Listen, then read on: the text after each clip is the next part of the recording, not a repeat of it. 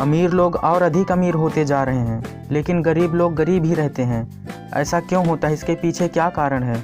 आप कई ऐसे लोगों को जानते होंगे या इनके बारे में सुने होंगे जिन्हें अचानक बहुत ज़्यादा धन संपत्ति मिल जाता है। अचानक से वे अमीर हो जाते हैं, लेकिन कुछ ही दिनों बाद वे अपने सारे पैसे गंवा बैठते हैं। तो ऐसा क्यों होता है? इससे पता चलता है कि पैसे कमाने से ज़्यादा जरूरी है पैसा संभालना। इन्हीं सब के बारे में इस वीडियो में हम बात करने वाले हैं, लेकिन उससे पहले हमें संपत्ति और दायित्व के बीच फ़र्क पता होना चाहिए।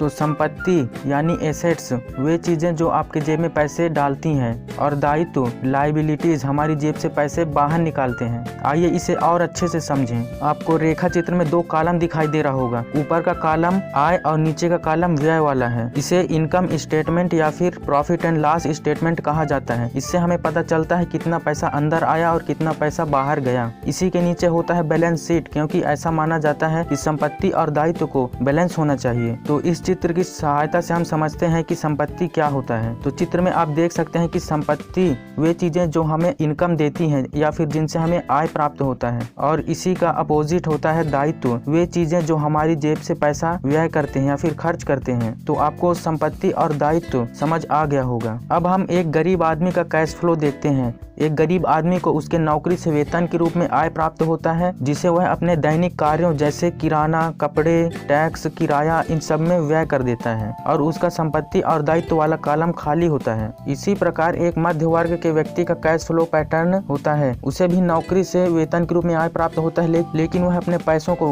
विभिन्न प्रकार के दायित्व जैसे कार, महंगे मोबाइल, महंगे कपड़े इन सब को खरीदने में खर्च कर देता है, और उसका संपत्ति वाला कॉलम खाली होता है। अब हम एक अमीर आदमी का कैश फ्लो देखते हैं। उसे विभिन्न प्रकार की संपत्तियों जैसे real estate, share, bonds in सब से इनकम प्राप्त होता है, और उसका दायित्व और संपत्ति वाला कॉलम भरा होता है या बैलेंस होता है। अब आपको अमीर होने के लिए करना कुछ नहीं है, बस संपत्ति इकट्ठी करना है। लेकिन एक बात ध्यान रहे कि आपको संपत्ति और दायित्व के बीच फर्क पता होना चाहिए। आपको वो गलती नहीं करना है जो एक गरीब आदमी करता है। वह जितना कमाता है उतना ही खर्च कर देता है, यानी उसका आय और व्यय वाला कॉलम बराबर होता है। उसका इनकम बढ़ता है तो उसका खर्च भी बढ़ता है, जिससे वह कभी अमीर नहीं बन पाता। और एक मध्यवर्गीय आदमी दायित्व खरीदता है, लेकिन सोचता है कि वो संपत्ति खरीद रहा है। वह अमीर दिखने की कोशिश करता है, ना कि अमीर बनने की। इसलिए हमें संपत्ति खरीदना है, ना कि दायित्व। और एक अमीर आदमी संपत्तियां खरीदता है, अपने संपत्ति को बढ़ाते जाता है, जिससे और अधिक अमीर होते जाता है। एक बात हमें और ध्यान देनी चाहिए कि संपत्ति वाला कॉलम हमेशा दायित्व से बड़ा होना चाहिए। संपत्ति को दायित्वों से ज्यादा होना चाहिए। अगर दायित्व ज्यादा होगा तो आप गरीब होने लगेंगे। और आपका आय वाला कॉलम व्यय वाले कॉलम से बड़ा होना चाहिए, यानी आपका इनकम ज्यादा होना चाहिए और खर्च कम होना चाहिए। अगर खर्च बढ़ाना चाहते हैं तो अपने इनकम को पहले बढ़ाना होगा। इस प्रकार आप एक अमीर आदमी बन सकते हैं। गरीब आदमी का बैलेंस शीट हमेशा खाली होता है, जिससे कभी अमीर नहीं बन पाता। और अमीर आदमी अपने संपत्ति को बढ़ाते जाता है, जिससे वह और अधिक अमीर होते जाता है। और मध्य वर्गीय आदमी अपने दायित्वों को बढ़ाता है और सोचता है संपत्ति बढ़ा रहा है, जिससे वह कर्जे में होता है। और जो लोग अचानक से अमीर बन जाते हैं, जिनको लॉटरी लग जाता है या फिर अचानक बहुत सारा पैसा मिल जाता है, वो लोग तुरंत से दायित्व खरीदना चालू कर देते हैं। ज्यादा से ज्यादा कपड़े, कार, महंगे मोबाइल ये सब खरीदते रहते हैं, जिससे उनका संपत्ति वाला कॉलम खाली होता है, लेकिन दायित्व वाला कॉलम भर जाता है, और उनका पूरा पैसा फिर से व्यय हो जाता है और वे पुनः गरीब हो जाते हैं। तो आपको अब समझ आ गया होगा कि अमीर बनने के लिए संपत्ति इकट्ठी करते जाना है,